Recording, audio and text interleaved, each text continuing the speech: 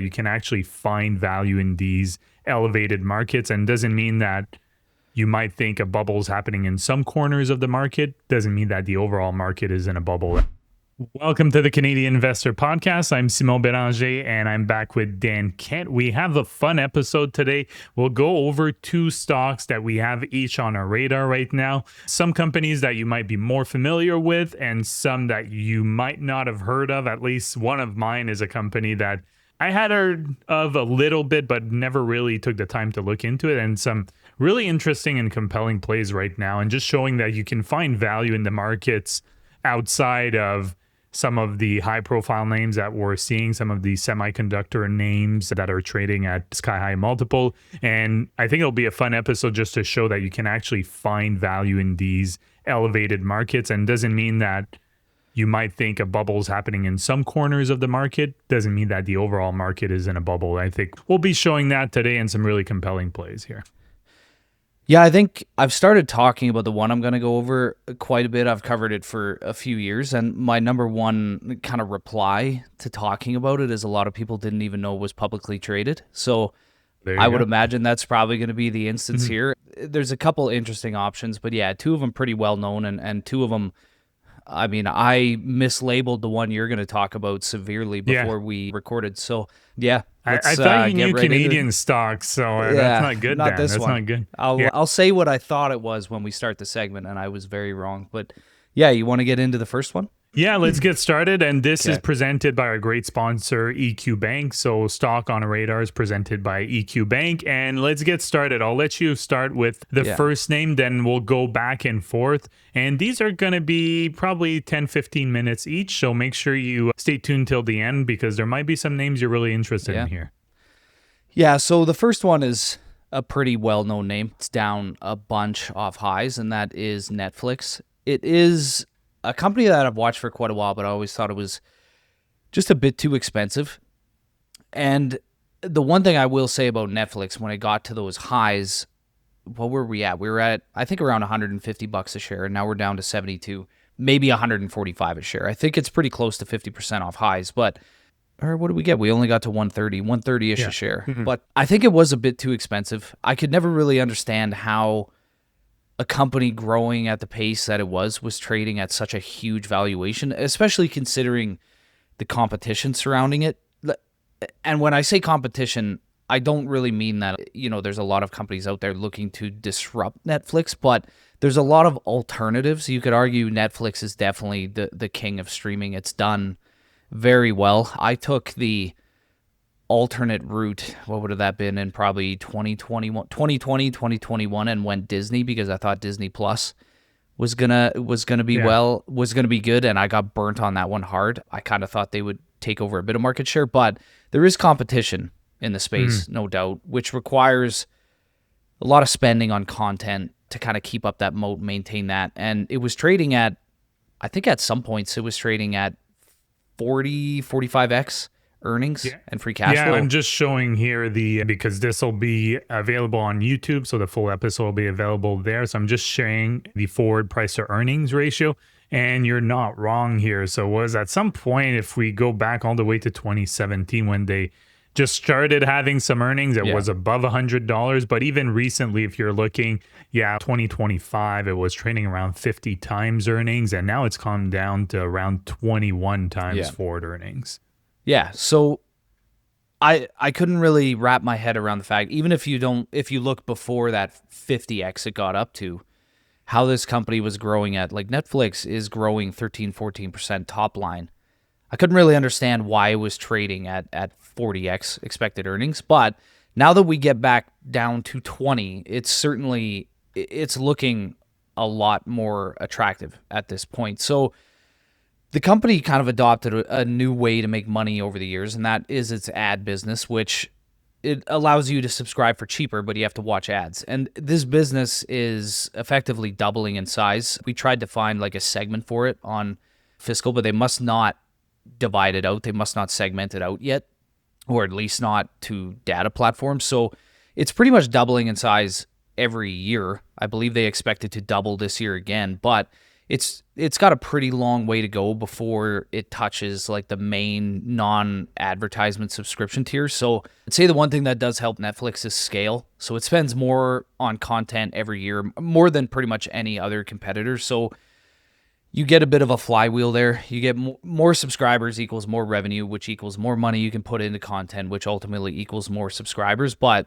the Netflix flywheel is not as, I guess you could say, as easy of a flywheel as Costco, for example, because Costco, all they got to do is bring the product in volume. They get cheaper prices, which allows them to sell it for cheaper, which brings in more, memberships. Whereas Netflix, the flywheel is kind of a bit easier to break because if it creates content that is not good, it will kind of break the whole thing. So it's gotta keep up on that pace, which is one of the main issues in this space is spending. I'll get over in a bit how AI is kind of reducing that a bit, but the other element, kind of bullish element here for Netflix, at least by their internal usage metrics, is it is kind of the cheapest subscription around. So the cost to a consumer per hour of streaming is much lower than competitors. So what this can allow them to do and what they've done in the past is pretty aggressively raise prices. So if I'm on Amazon Prime and I'm just kind of making up prices to make it easier here, but if I'm on Prime for 10 hours a month at $10 a month and I'm on Netflix for 20 hours at the same price, when Netflix raises its prices, instinctively I'm still going to prefer Netflix because I spend way more time on the platform. There is a fine line there, but I still do think they have a runway to raise prices. I mean, even if they raise if I was to keep one streaming service, I will say it would probably be this. Maybe Crave to a degree just because of the HBO element there, but Yeah. I mean, even that's kind of, we just subscribe when, well, for now, House of the Dragon was on, and then once that's done, we'll probably unsubscribe. Whereas Netflix, I don't know, it just seems so sticky for me. I can't imagine ever canceling it.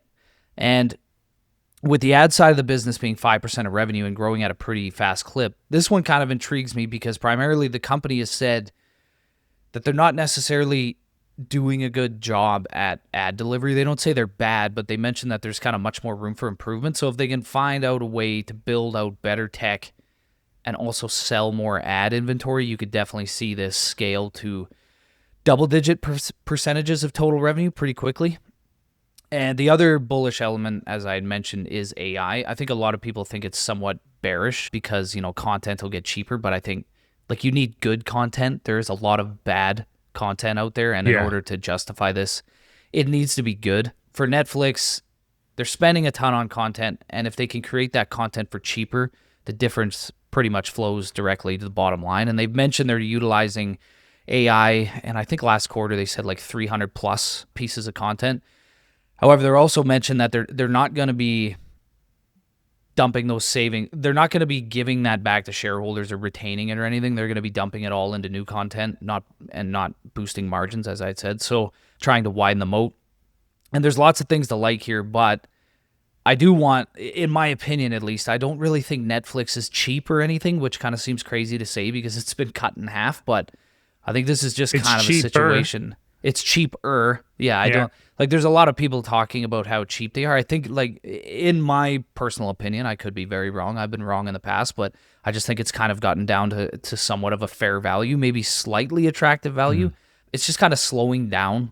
It's only growing at a 13-14% pace on a top line basis. And again, as I had mentioned, back at its peak, I thought 40x forward earnings was a bit too expensive. And I do realize the company owns a ton of solid P intellectual property that can kind of boost these prices, but you can also find companies growing at a 14% pace for sub 20x earnings pretty easily. The next company I talk about later in the episode will be one of those, but I think there's a pretty realistic path for Netflix to compound at a double-digit rate from here on out, and I think you're finally getting a decent price for it. The ad business has enormous potential, much higher margin, and if they can kind of perfect it as much as they can, it could make up a decent chunk of earnings over the next while. But for me, it just went from outrageous to kind of fair, in my opinion. Yeah. I don't know if we'll ever get to 40x expected earnings again, but yeah, it seems like a good opportunity right now. I mean, if you're looking for a blue chip streamer, this would be the one. Yeah, I guess the only risk I see, major risk for Netflix, is you're looking at the the pricing here of the subscriptions. And one thing that just stands out, if you're looking to save costs and say you have so they have standard with ads for $8 a month, standard no ads for $19 a month, and premium no ads for $24 a month. So essentially you have all these tiers, and the premium, I guess you get like higher resolution HDR, but standard, I guess, is the same with or without ads. And when you have a gap of $11 like that between the standard with ads and standard without ads, it just makes me question how much pricing power they actually have, because if they start raising the no ads cost, you might start getting people who start switching to the version with ads, because at some point they'll be like, okay, yeah, it's my favorite subscription, but we need to cut costs elsewhere. Everything's going up in price. I'm paying more for food. You know what? We can save $11 a month by cutting down and just having to sit through some ads. And of course, they'll make money off of ads, but there's a reason why there's such a big discrepancy in pricing, is that they make a whole lot more money with that more stable no ad revenue than they do with ad. Like every company makes more money in the non-ad version. Yeah, I find it hard to imagine that if you take the $8 equivalent that they're making, because those ads, they really don't get paid very much on like a CPM, like a cost per 1,000 views or whatever it may be. At least from my history of dealing with these types of advertisers, like, I mean, on YouTube, I think I get 11 Canadian dollars per 1,000 views. So, yeah, it's not much. You make more money out of subscription. There's a reason why YouTube is pushing their subscription model without ad. There's a reason they're doing that. There's a reason all these streaming platforms are doing that, is because it's just way more profitable. And you don't have the lumpiness of ads, even though they might have good demand for their ads in general. It doesn't mean that the demand is as good and it's always the same pricing, right? The pricing will vary. So that is the main risk for me for Netflix. So anything else you wanted to add for Netflix before we move on? No, that should be it. I guess the final thing I would say is the ad tier. I think you're getting a lot of people who are pretty much ad blind and really don't care about watching ads. Yeah, exactly. Like maybe like before cell phones or something, you'd have to kind of go through the pain. But I mean, now people just sit on their phone for 30 seconds and throw their phone down when the ads disappear and the show comes back on. So I think people don't really care. They would rather sign up for the ad side. I would probably have the ad subscription. I've just been too lazy to downgrade it, so I have the full. But yeah, it's kind of a bearish element there to a certain degree, but they're also picking up a lot of people who probably would not exist at all as a Netflix subscriber, because they won't pay 20, but they'll pay 6 or 7, whatever it may be. But yeah, that's all I got. Yeah, okay, let's move on to the next name here. So a company, like I said, pretty small company. I don't know if we maybe briefly mentioned it on the podcast, but the name is 5N Plus. So I have to give credit to my buddy JC, who was asking me about it, what I thought, and I guess his mom made a killing with the stock and was asking if she should take some profits and stuff, take that into consideration. But as I started digging into it, I was pretty surprised by the company. It's actually a very solid business. So you said, based on our conversation pre-recording, you didn't really have any ideas on this one, huh?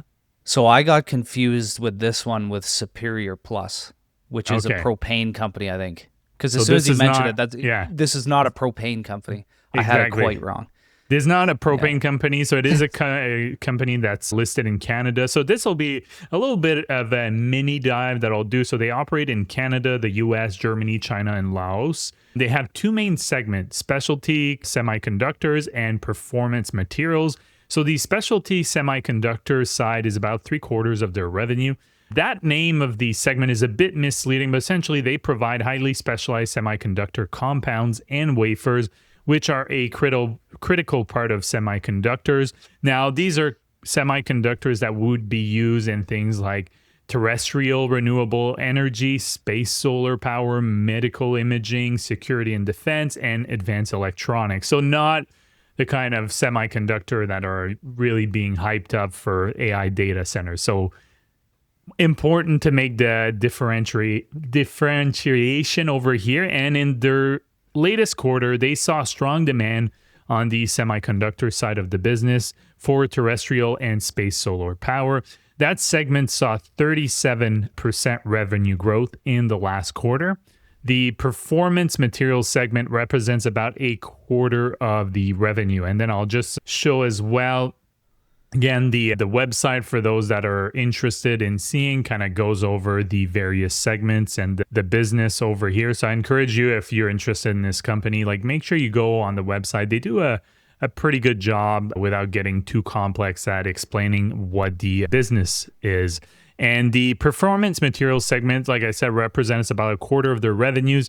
They're specialized in materials that are used in medication, industrial applications, specialty alloys, and commercial metals. In their latest quarter, they said that demand also remained strong because of ongoing supply concerns due to the current geopolitical environments. And I think that's a key point here, which I'll touch on a bit later on.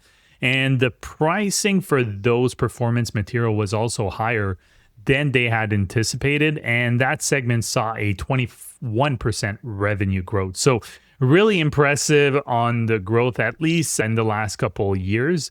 It's been, again, a company that like growth has not been like super consistent, but it's definitely picked up in the last couple of years here. So you're seeing this, especially since 2021. And just looking here so since 2020, they're growing revenue at a clip of 15.4% or 15.5% per year. So definitely impressive. And looking at the numbers, a bit small dive in the numbers here. So they have a market cap of 2.9 billion and an enterprise value of 3.05 billion. So they have about 150 million in debt, but net debt is about 100 million. And as I was saying that when I did my notes was earlier this morning. So market cap of, let's say 2.8. So it's down about 8% today. Not quite sure. So I don't think they released earnings, but it could it's be just kind of semiconductor. Yeah, I think there's a big sell-off going on right now, I think. Oh yeah, there you go. So yeah. I was like too busy researching this morning that I thought the market opened in the green today, and we're recording this on July 29th, if anyone is wondering, because you'll be hearing this, I think, on the holiday weekend for those in Ontario. Back to 5N Plus here. So they have, like I said, about 150 million in debt, but net debt is about 100 million. They could pay the debt with just 1 year worth of EBITDA. So definitely pretty solid business here. And they generated 420 million worth of revenue over the last 12 months. From 2023 to 2025, revenues have increased at a clip of 27%, so even higher than what I just mentioned. And they are profitable both on an earnings and free cash flow basis. So really interesting. It's not a non-profitable company. And earnings have more than tripled over the last 3 years. So that is also a really interesting part, is that they're profitable, and it seems like things will be they're going in the right direction, for the lack of better words. And I'll just share here, you'll be able to see net income. So they had negative earnings in 2022, and then it's been growing at a very nice clip since 2023. Very nice. Yeah. I mean, it doesn't have a lot of AI exposure, I guess. It's more like a energy play. It's more like a strategic play, I would say. Yeah. So I think it's an energy play, which at the same time does have a little bit of AI tied to it. But I think in the context of what we're seeing, what's happening in the Middle East, and governments and countries making sure that they're actually more diversified in terms of energy, whether it's renewable energy, whether it's nuclear energy, it doesn't matter, as long as you have stable supplies of energy and you're not overly reliant on one source. I think what the Middle East has highlighted is how critical that is. And some countries are better positioned than others, but I think a company like this should benefit. And of course, solar power into space, I don't think that's going to go down anytime soon, as there's more and more satellites and just more things that are done general in space. And how do you power these systems in space? With solar power. Yeah. I wonder if it's a candidate for the Strong Fund. I mean, it wouldn't Maybe. really, that tiny wouldn't really move the needle all that much. It's only, I mean, it's still pretty much a small cap. You could call it a mid cap, I guess, because it's over Yeah. 2 billion, but pretty small company. I mean, Yeah, there's I'd still this call it one a and small cap yeah, nowadays with how it's, things have yeah. grown. Yeah. It's, I mean, it's obviously not at as large of a scale, but it kind of reminds me of Celestica, like Yeah. how the company just kind of struggled up until 2023. And then, I mean, I guess this one doesn't have much AI exposure, but it kind of fell in its lap and it's up like, I can't even remember what it's up over the last while, 4,000 some percent, where this Yeah, one it's I been think was crazy. like an 8x off highs maybe. It's retraced quite a bit, but you would imagine just with it being a semiconductor company, there might be a bit of a premium put on the name just because of the industry it operates in. Yeah, there But you yeah. go. So yeah, it's about Yeah. 755% the last 3 years. In the last year, 151%. So it's been big winner for those who have owned it for a little bit. And congratulations if you have. I'm sure there are some listeners that know this company and have owned it for a bit. And free cash flow wise, it's looking pretty good too. So they've been mainly free cash flow positive in the last 10 years. A few years that were not. And in 2024, they saw a big drop in free cash flow. But as I was researching that to just understand why that happened when most of the years were actually free cash flow positive, apparently they were just building inventory to make sure that they would meet demand in Yeah. 2025. And looking at free cash flow in 2025, which was their highest year in free cash flow, almost reaching 50 million, it's hard to disagree with that assessment. Yeah. It does look like they planned that correctly. They do not have any dividend here. They have an average return of invested capital on invested capital of close to 6% over the last 5 years. So not crazy, but I don't know what the norm is for this industry. So I am kind of not sure whether Yeah, it's me good or neither. not. So just take that with a grain of salt. In terms of margins, last year was great. So they had 19% operating margins, up from 11% in 2023 and 2024. So they were around that 11% mark. And last year they had 19%. And they seem pretty confident. I was looking at the most recent call that going forward, because they're achieving economies of scales.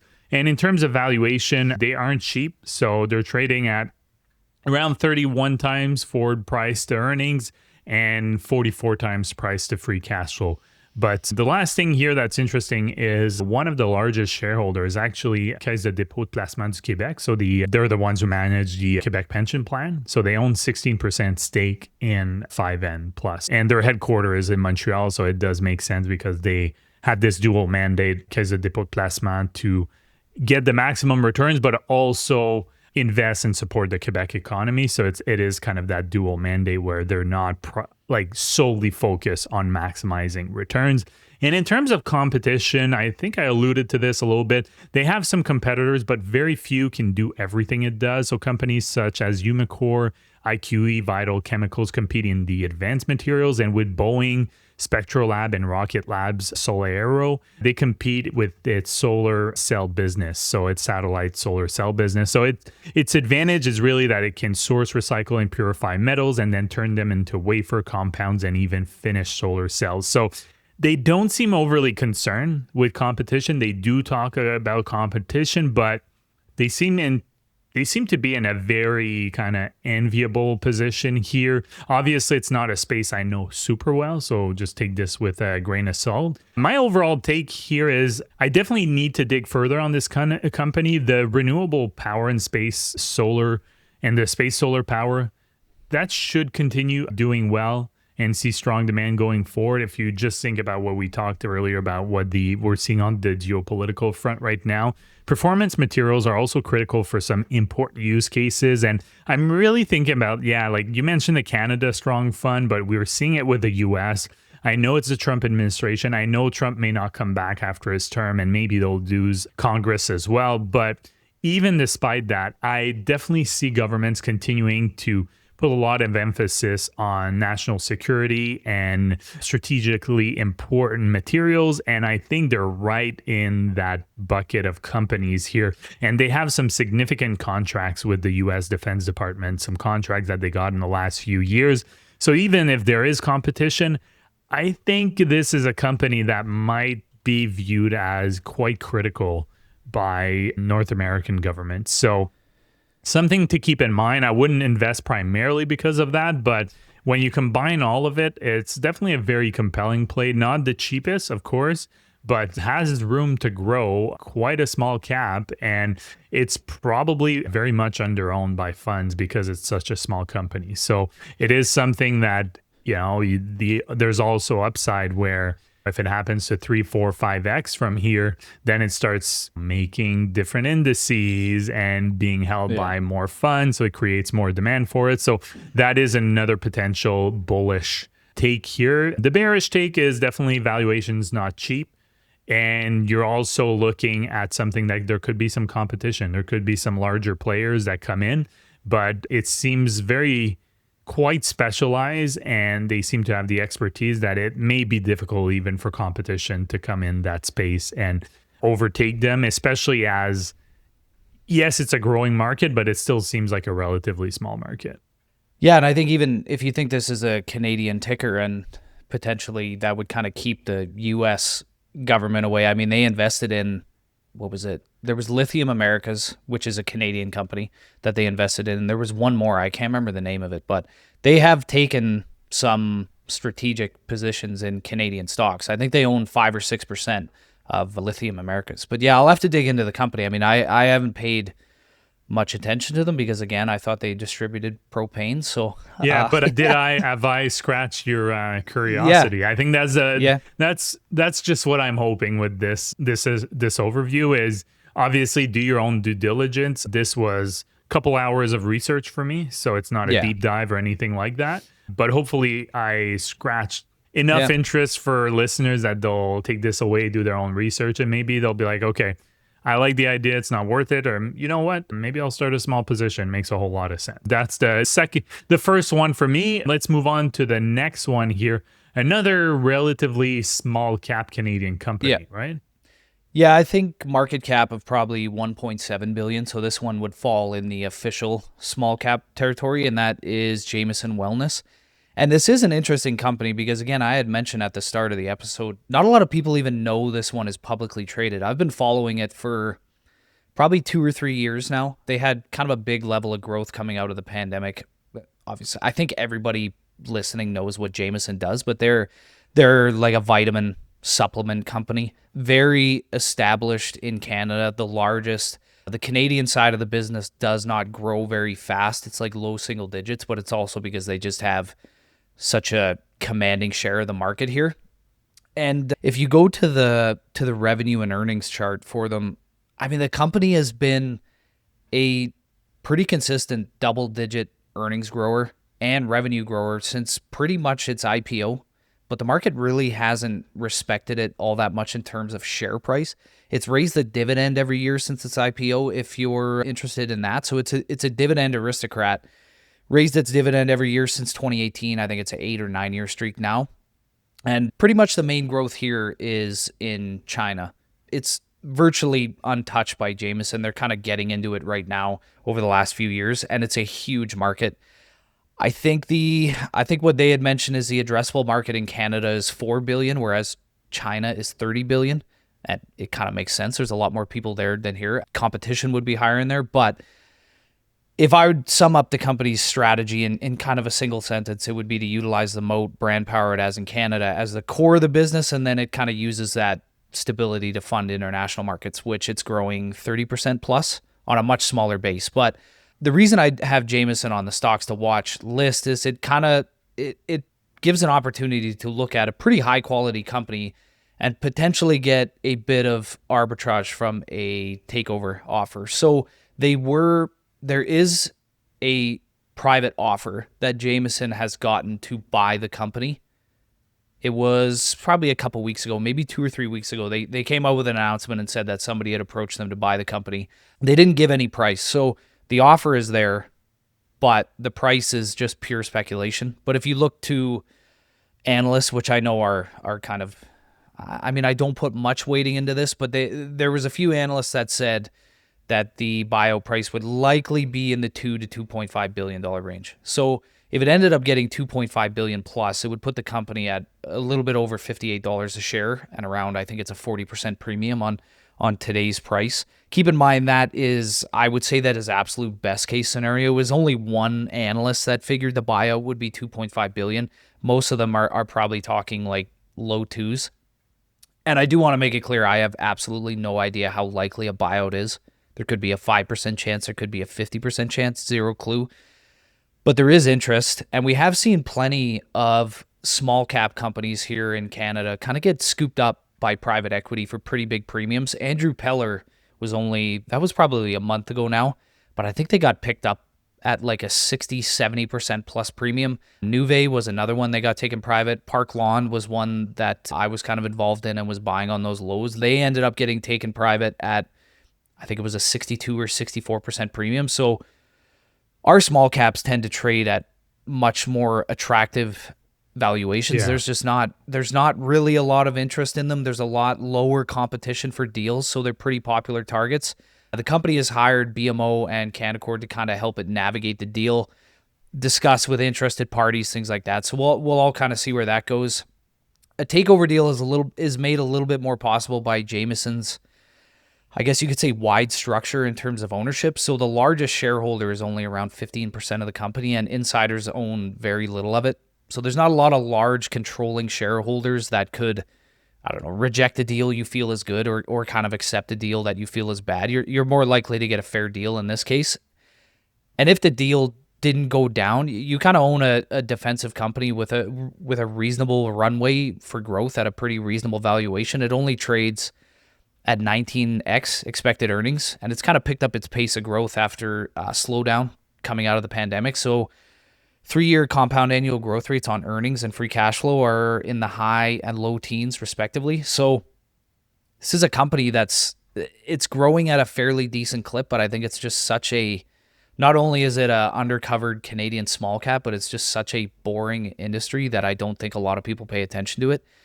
There are risks. I kind of see the buyout situation as a heads you win, tails you don't lose, but not in like a literal sense, because if the deal didn't go through, it would likely go down a bit because, as you can see by this chart here, there's definitely a bit of a takeover premium that's coming into the price. If you look at where the stock kind of bottomed here and then launched up, that was pretty much, I don't want to say all because of the buyout rumor, but a large chunk of it was. So I think it's kind of a tails you don't lose situation in the fact that it's not like you're buying some bad penny stock or anything hoping for a takeover. It's a cash flowing company growing at double digits. The other concern would be the debt. So they made a big acquisition of a U.S. supplement company in 2022 called U-Theory, and a lot of that debt was taken on right before interest rates launched. I believe they had a lot of it floating. So it kind of worked. It worked a bit to get this in order, but the debt is pretty high. I'd like to see them pay the debt down faster rather than raise the dividend. I think that would be a better option. The payout ratio in terms of the dividend is very healthy. I think it's around 60% of free cash flow. So they have room to do both. But in my opinion, they'd probably be much better off just getting that debt balance down. So you can see in 2021, they were sitting at around 150 million in debt, and you can tell when they made the acquisition. Yeah. Then they kind of they repaid a bunch of debt, and then it kind of ticked back up again. So they generate enough free cash flow that I think they should be a bit more aggressive on this front. But yeah, the other risk would be is if you bought this just solely for the arbitrage play on a potential acquisition. If it comes in at like $45 a share or something like that, pretty low, you probably haven't been compensated well enough for the risk you took on, because if it doesn't go through, it's probably dropping, I don't know, I want to say just pure speculation, probably down to the high 30s. And I have contemplated taking a flyer out on this one in hopes a deal comes. And if it doesn't, I kind of own a low volatility company growing at a pretty good pace. But I think it's an interesting play right now. There aren't a ton of interesting Canadian small caps, and I think right now this is probably one of them. Yeah, and 5N Yes. plus. The propane retailer. No, I'm just But kidding, by man. definition, they're a Yeah, Dan's definition. No, I think it was a good overview. A company I'm familiar with, but again, it's never one that's really excited me all that much. But if money excites you, maybe that this is one of those opportunities. So I'm not saying this is I think it's a valuable point, and I think an under the radar company. I think you're right too. In Canada, I think I'm guilty of that. Maybe you are as well, but I think sometimes we might benefit from having a closer look to those smaller caps company in Canada because they are overlooked, and there's a lot of crap here too, just like anywhere. But there's also, I think, some hidden gems where they're just being overlooked. They're too small. They're in Canada, too small to be owned by funds. And because they're in Canada, they're overlooked oftentimes by US investors or internationally. So it does give us Canadian investor a bit of an edge. Of course, you tend to not get the same kind of multiple premiums that you'd get for similar companies elsewhere, but still could make a whole lot of sense. So I think, worth keeping on the watch list here. Yep. That's all I got for Jamieson. Okay, so now let's go on, finish with a company here that I'm sure a lot of people are familiar with. So it is a gold miner, so Agnico Eagle. The reason why I started looking at this last week, so for Joint TCI subscribers, they'll know that I post my parents' portfolio moves every month. We also post our own moves every single month, which we'll be posting in a few days. And as I was doing my parents' portfolio, because they recently sold their condo, and now they're renting, so they got an infusion of cash that they're investing, and I manage their portfolio for them. So I was looking at, for the most part, just rebalancing what they already had with the existing cash, but also wanting to keep a slightly higher cash buffer in the form of mostly US Treasury bills, so they get a little more stability and also some dry powder if there's some big market correction. And they have a decent amount of exposure to gold and mining companies in the form of just gold ETFs, but also Franco-Nevada are the two biggest holding. But I was looking at Agnico Eagle, and honestly, ticker AEM, by the way, for those who are not familiar, listed both in Canada, in the US, so dual listed, and it is looking very attractive. Gold miners in general are looking pretty attractive right now. It may not be a surprise where gold is around $44,000 an ounce earlier that I checked today. Maybe I'll double check here. Okay, gold has stayed around the same price when I checked earlier today. So just pretty much at $4,000 an ounce, about 25% lower, 26% lower than the highs that were hit earlier in the year in January. But Agnico is down 43% since its highs. So definitely a lot more. Not surprising because gold miners tend to be seen as a leverage play on gold. So it does make sense because they're all-in sustainable costs will typically stay fairly stable. They'll increase a bit with inflation, but all-in sustainable costs is just a really good metrics when you're looking at gold miners or miners in general, just because it gives you an idea of how much it costs them. Essentially, like the all-in cost, not just the operating cost per ounce, but it includes a bunch of other costs like administrative costs as well. So it gives you a really good idea. And Agnico Eagle, its cost is like they're guiding for this year of a range of $1,400 to $1,550 per ounce. Of course, this is all in US dollars. And when I checked their Q1 earnings, it was actually $1,483. So right within that bracket. But now you start comparing that with other major gold miners, and they're all in the range of $1,600 to $2,000. So I'm thinking here, Newmont, Kinross, Barrick. So Agnico is really at the top of the list when it comes to all-in sustainable costs. And that means they're just really printing money, even with gold having dropped to 4K. And production's another thing where it's really interesting when you start looking at Agnico Eagle. So they expect production to be fairly stable for the next few years, but then it should start going in 2030. And they also have a really good advantage because the vast majority of their production is coming from Canada. I think it's 83 something percent, and the rest are in low risk jurisdiction. So they really have something strong in terms of business model. And when you start looking here at Agnico, and I'll just put up here. So in terms of cash on the balance sheet, so they have a 2.7 billion net cash position. So they have little to no debt. They've really released the debt over time, which again, it's good to see when you look at miners, because one of the things that people will know if they have looked at miners in the past is that they have to invest and oftentimes take on debt. And that's why Franco-Nevada is such a good business model, is because they'll provide some of that financing in exchange for some of the production that comes out and a pre-established price or in exchange of a royalty. But Agnico Eagle essentially has repaid all of its debt. For a company as large as Agnico, when you have close to $3 billion on cash on the balance sheet, only $300 million in debt, you have no debt. That's pretty much, it's a net cash. You're net cash by a large amount. By a large amount. And they're looking to return about 40% of free cash flow to shareholders in the form of dividends and buybacks. That's really interesting. So for those who are dividend investor, this is a pretty interesting play, if you ask me, because their dividend is paying 1.1%. And even if gold drops to 3,500 or stays around 4,000, they're just generating gobs of free cash flow. So in 2025, they generated 4.3 billion in free cash flow. Last 12 months, 4.5 billion. Of course, the price of gold in 2025, I assume that the price of gold was probably around 3,500 on average, because it got that big run up at the end of the year. But even if they're around 4.5 billion in terms of free cash flow, they're just printing money. So you can really see them continue to increase that dividend. They've bought back a whole lot of shares as well. The share buyback, were they strategic, or just kind of systematic, where we're just putting 40% of our free cash flow towards dividend and share buybacks?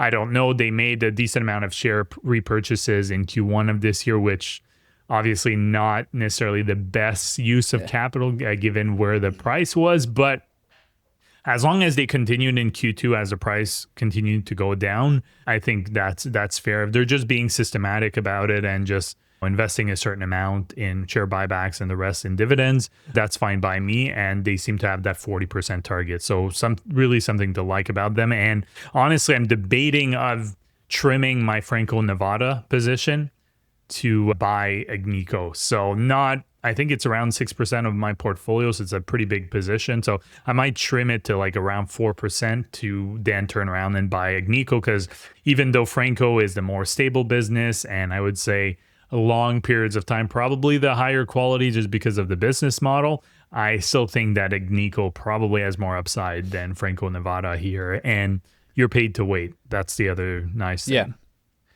I think it's funny because Canadian investors love, let's just say, oil and gas plays for pretty much the exact same reason. Like, they generate boatloads of free cash flow and they return most of it back to shareholders. But a lot of people don't own gold exposure at all, especially gold miners. Probably, I don't know. It's just you're right. It seems like there's more people that are really into the oil and gas company versus the gold miners, especially when they're both very important sectors in Canada. Yeah. There's just seems to be more of a following for the oil and gas company. Yeah. I mean, energy prices. I mean, gold did not do well for a very long time. So, I mean, I imagine that's some of it. But if you get sustained gold prices, and Agnico is putting out, $5+ billion in free cash flow every year, and they're returning 40% of it back, their net cash, $2.7 billion, whatever it is, there's a lot more room for consolidation, like mergers, acquisitions in this space than I would say there is in the oil and gas space. And they got a ton of money to do so. And then, I mean, I don't know, they're not very high yielding. The energy companies are much higher yielding. Yeah, I think Canadians love their dividends. Yeah. Yeah. Mm-hmm. But you could get into a similar situation where if gold prices stay maintained and Agnico keeps putting out this free cash flow and they have nowhere to put it, which it kind of looks like to a certain degree they don't at this point in time, you could see that free cash flow payback to shareholders kind of tick up. And I mean, you could be looking at a lot of buybacks, a lot of dividend growth, maybe acquisitions, things like that. So it's kind of a similar situation. I just think people, I don't know, oil oil stocks in general are loved here, especially, I mean, I'm from Alberta. Yeah. People love pipelines, oil stocks, but I don't know a lot of people who hold gold. And right now they're putting off insane amounts of free cash flow, and it's probably headed back to shareholders. Probably. Yeah, I think a lot of people got burned, probably got in around the peak late last year, early 2027. Yeah. Now they're looking at if they bought miners or down 40-50%. Some miners are down more than Agnico. Agnico is like the blue chip in the sector. There's some other major companies like the ones I mentioned, Newmont, Kinross, Barrick. They're all major companies that are in the space, but these smaller companies, some of them are down, 50% plus. If you own the actual metal, you're down 26%. So I think a lot of people are probably just snake bit, whereas if you started buying oil and gas company during that period of time, you're probably looking at 20, 25, 30% profits, if not more, if you include the dividends. So I think that's probably part of it. Is some people may have just gotten burned, just gotten on the hype train when it was high up there. And at the end of the day, I think, look, who knows where the price of gold will go, but I think there's a case to be made. And I've seen a lot of data supporting that, where when the Middle East conflict started, a lot of countries were trying to secure oil and they had to sell reserves to be able to buy that oil. And a lot of those reserves are in gold. So there was a lot of selling pressure happening in the gold market. So you can make a case that sure, maybe gold will be depressed. Maybe it'll go down another 10-15% from here. But with the state of the world now, can you really not see demand for gold picking back up within the next 2, 3, 4 years, especially when you factor in inflation risk, especially when you factor in, less trust in the US as well. So I think when you factor all of these things, there's good reason to be bullish about Agnico Eagle. And if not, if it stays stagnant for a year or two, you're being paid to wait. So, if it stays around this space, I would not be surprised to see a 10-20% dividend increase, in the next year either. Yeah, and I think if gold continues to go down, a lot of these miners will kind of be crushed in price, and then you have Agnico sitting on no debt and 2.7 billion in cash. Like, there's going to be deals to be made, which eventually will, just generate more cash flow for the company. So if you do have a long-term approach on like kind of blue chip miners, the ones that are actually well ran, because there's a lot of terribly ran gold mining companies in Canada. But if you look to these premier plays, they're in a very good position right now. But ultimately, they're at the mercy of gold prices. Like if you look at a gold miner and it's down on the day, you can pretty much guarantee that you look at the price of gold, it's going to be down. They typically fall more than the price of gold. That's just kind of the way they work. But I mean, the underlying business is, I think since they merged with Kirkland back in 2022, I think they're up 200 some percent. At peaks, I think they would have been up over 400 some percent. It's been a good run by them. And I personally think they're the best gold company almost on the planet, really. I used to own them, sold it way too early, but I am looking at it again. Yeah, exactly. And I'm just kind of comparing it to Newmont here. And Newmont has a lot more debt, although similar net cash position. If I'm comparing the two here, short term. Yeah, so similar net cash position as the two, but Newmont is only down 30% since the peak, although it's still trading at a lower valuation kind of compared to earnings than Agnico Eagle. So Agnico had more of a run up than Newmont has. But like I mentioned earlier, Agnico has a much better all-in sustainable cost. And that is one of the top metrics that you're looking at. If you're looking at miners, should be if you're looking at them, one of the KPIs you want to keep your eye on is definitely that all-in sustainable cost. Newmont's one I was just looking at, so it's looking quite good even compared to Newmont. Newmont has debt, but it has more cash on the balance sheet. The net cash position quite similar.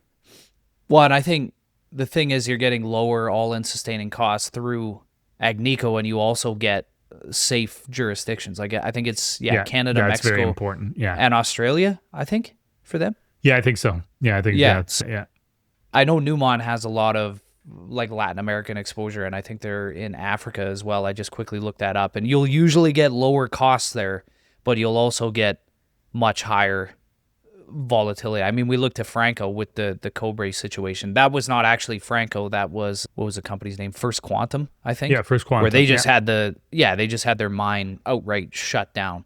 You're probably not going to see that in, Canada or Australia, whatever it may be. So that makes it a little more stable. Usually comes with higher costs, but with Agnico, they still maintain some pretty low costs. Yeah, just as we add this up, Newmont is $16.80 per ounce approximately. Yeah. versus an Agnico that's closer to 1,500. So that's a pretty significant, that's like a 10% difference. So it's pretty significant different add in the jurisdictions, like you said. Yeah, so I think that wraps it up. Let us know if you like these kind of episodes where we talk about stocks on a radar. We had a few ideas in terms of the companies we wanted to talk about, but some of the companies we talked about quite a bit on the podcast before, so we wanted to bring some fresh ideas. Let us know in the comments if you're on YouTube whether you like that, or shoot us an email or reach out to us on Twitter. But we appreciate all the support, but always encourage you to give your feedback if there's types of episodes that you like, and maybe we'll do more of that. So yeah, it was a fun episode. Thank you so much for listening, and we will be back for a regular for news and earnings on Thursday.